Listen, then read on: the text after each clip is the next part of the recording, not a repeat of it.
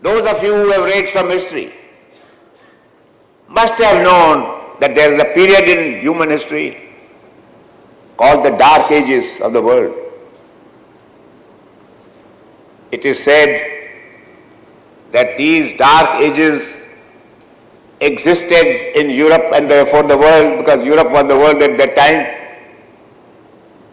from about the 6th century to the 14th century.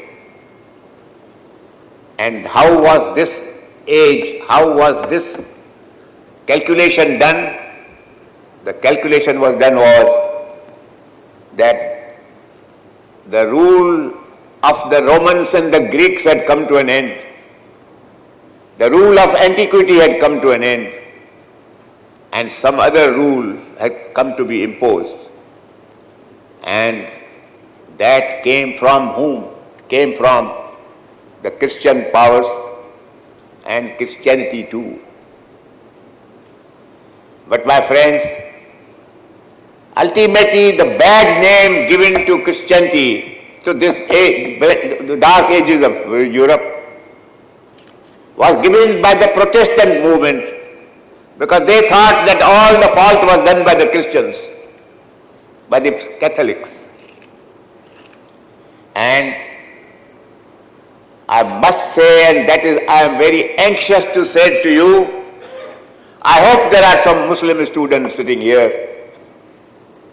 I hope even if they are not here, I hope somebody will report to them what I am saying about the Dark Ages. The Dark Ages of history is that period which produced Islam. My friends, I am a Hindu, but I am a great admirer of the Prophet of Islam. I admire him because I have a rational attitude to all religion.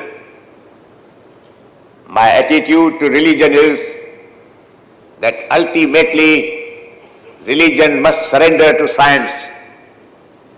And I try to find in every religion an attachment to this great principle of my own existence. And I find that there is no other prophet in any religion, including Hinduism, who said what the Prophet of Islam said. And if there are any Muslim students present, please go back home and tell everybody what jethmalani said about the Prophet of Islam. He is the one prophet who told his followers that when you walk in the path of knowledge, when you walk in search of knowledge, you are walking in the path of God. He is the one prophet who added another corollary to this great theorem of his, that the ink of the scholar, mind you, you are all scholars here, and I am telling you the tribute of the Prophet of Islam. The ink of the scholar, he said, is holier than the blood of a martyr.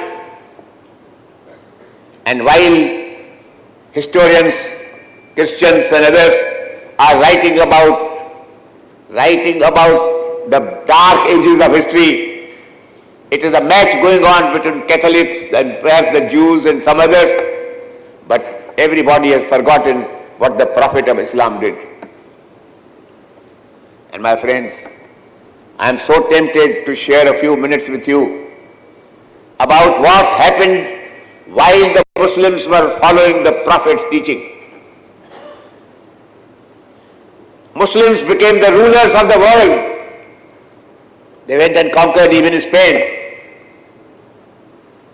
To cut things short, there was a Muslim scholar who was invited by the Khalifa to go and live in his palace. He declined the invitation. He said, "No, sir, I can't come." So the Khalifa insisted that, "Why? I give you all facilities for your study. I will not interfere with anything that you do or say or write. But tell me the reason if you are not coming. Why not?" Do you know the reason that he gave?